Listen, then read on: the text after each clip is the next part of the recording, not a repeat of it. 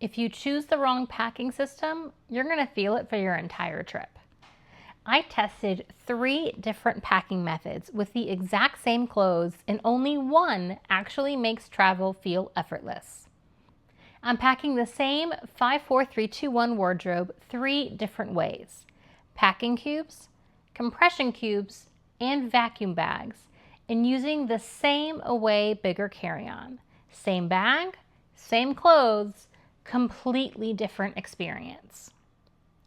The 5-4-3-2-1 strategy is when you build a capsule wardrobe and add 5 tops, 4 bottoms.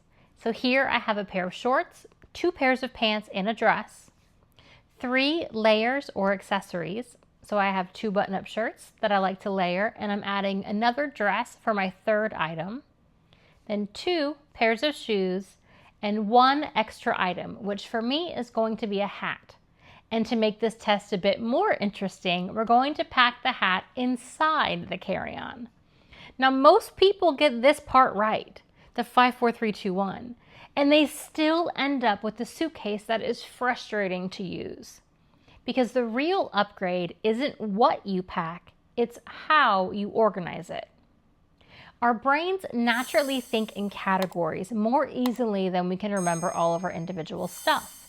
So separate your like items and pack them together so that you immediately know this cube is for tops and this cube is for bottoms. When you pack by category and not outfit, you can actually live out of your suitcase without having to dig through it.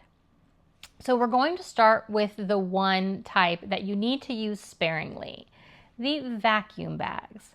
Now, the ones with the actual vacuums should be ditched. If you lose the vacuum sealer or it breaks, you're in big trouble because now you can't re-squish all of your clothes, meaning whatever you brought isn't coming home with you in that same bag. So the alternative I like is the vacuum type bags that you roll to remove the excess air. All the benefits of the vacuum bag with none of the extra hardware.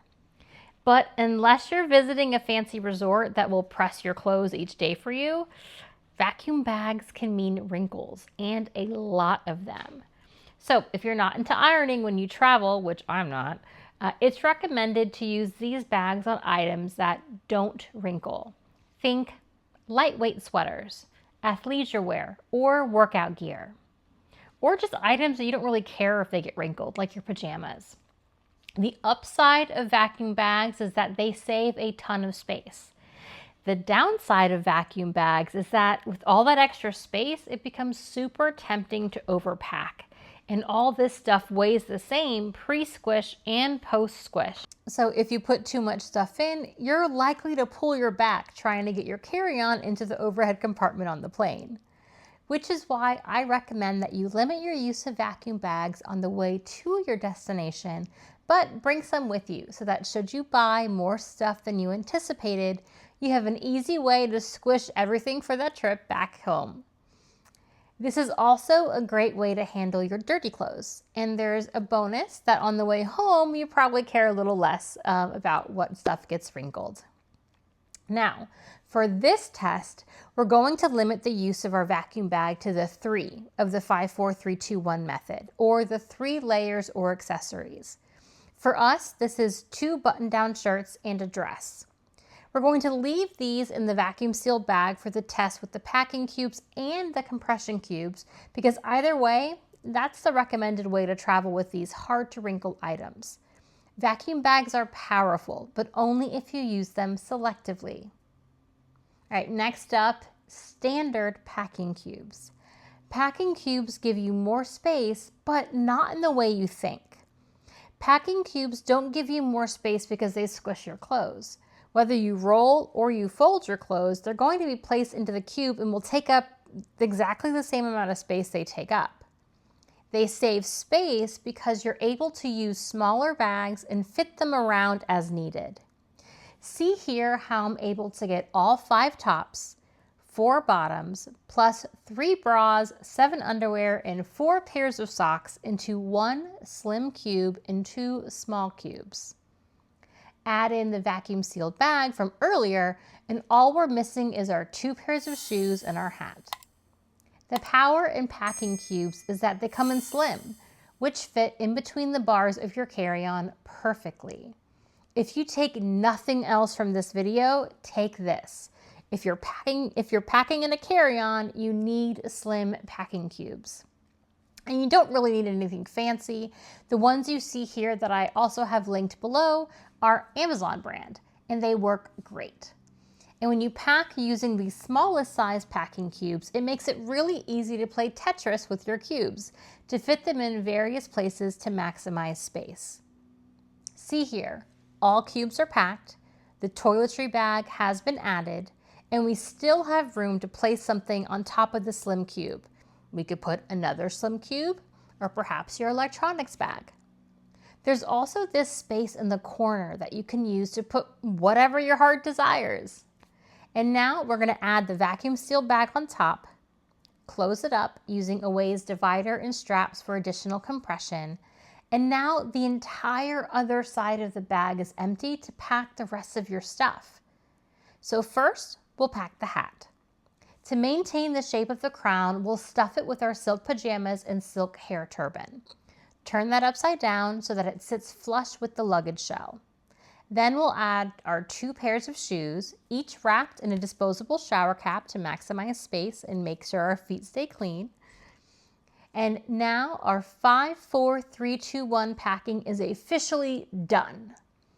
Since we have so much space left over, we're going to go ahead and throw in our Shark Airwrap hairdryer and a Baggu bag. And even still, so much space left over. And if you end up buying more souvenirs than you anticipated, you can actually repack these cubes around your hat to free up more space on the other side, maximizing your options for storing your purchases. So far, the packing cubes rocked it. Let's see if the compression cube can beat them. Let's do this as a head-to-head. On one side, you have the packing cube, and on the other, you have the compression cube, packing the same exact clothing. Each video has been sped up the same amount. Packing cubes are easy to pack. Because of their mesh tops, it's easy to see what's what, and closing the packing cube is simple, fluid. While the compression cubes, they are easy to pack, but not really easy to close. It takes a bit of finagling, fighting, and in one case, I couldn't even get it to close all the way. These same items of clothing close with no problem in a small packing cube, but a small compression cube couldn't get the job done. Then there's the added misfortune that these packing cubes aren't see-through, so I have to open them up to see what's inside. And side by side, I'm not really seeing these compression cubes having saved me much space. But before we pass final judgment, let's get them packed into the carry-on. Well, right out of the gate, we see they're not slim. They don't make it easy to pack on the side of the bag with the bars. There's unused space under them, and when we get them all into the luggage, there's no room to add the toiletry bag. We're forced to pack that on the other side. All right, let's go ahead and add the final items to the bag: the hat, our shoes, the hairdryer, and the Baggu bag. What we end up with is a fully packed bag holding all the stuff we wanted to bring, but not a lot of extra space left over for souvenirs. The final verdict: packing cubes give you the most flexibility while keeping you organized and let you live out of your suitcase with ease. Vacuum bags, they're amazing, but should be used in moderation on your trip out and make great ways to shrink your dirty clothes on your way home. Compression cubes might squish your clothes a bit, but they aren't really worth the hassle. You can get everything you need with the cheaper packing cubes. This is the difference between packing efficiently and traveling effortlessly. If you want the exact layout, I'll link it below. And subscribe for more tips every week.